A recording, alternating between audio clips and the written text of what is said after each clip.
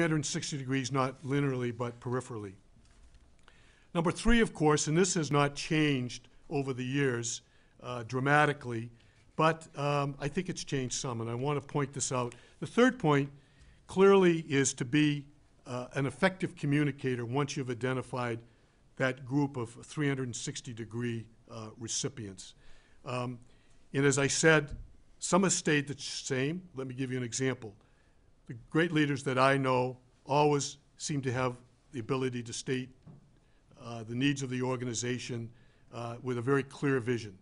They're very clear in terms of what it's going to take to accomplish the objective of that organization. Secondly, the great leaders, opposed to the average leaders, always seem to be able to add value. When you hear them, when you talk with them, you always take away a little bit extra, like that extra 20% on a package that you buy in the store. And the third thing is that the effective communicator always seem to be able to ask good questions. I don't know if you've noticed that, but they always seem to be able to ask good questions. They seek feedback. And that, in my experience, only seems to make them more effective communicators to that 360-degree group. What's different today than those skill sets which have been around for a long time? The first, of course, is the organizations are more complex, so the ability to be, as we are today, face-to-face has changed dramatically. The role of the web, the blog, Twitter, get instant feedback.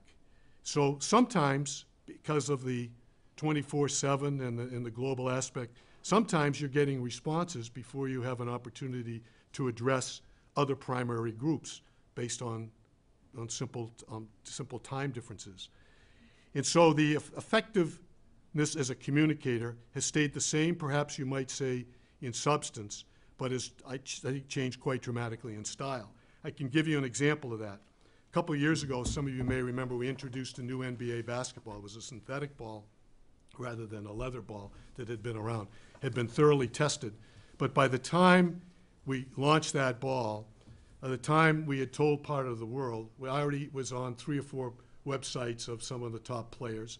We already had an active communication with the Dallas Mavericks. Mark Cuban had his own personal website challenging Spalding's ability. He had already hired a University of Texas physicist to prove whether the ball was right, which forced us to set up a blog with some professors from MIT. And again, here is communication. We thought we'd done a thorough job.